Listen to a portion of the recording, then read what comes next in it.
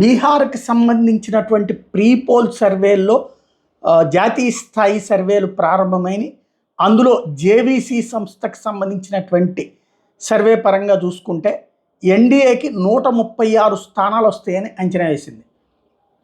అదే సందర్భంలో మహాగఠబంధన్ ఏదైతే రాహుల్ గాంధీ వీళ్ళందరితో ఏది మన లాలూ ప్రసాద్ కొడుకు వీళ్ళందరితో కూడుకున్నటువంటి మహాగఠబంధన్కి 75 వస్తాయని, ఇతరులు 6 స్థానాల్లో గెలుస్తారని అంచనా వేశారు.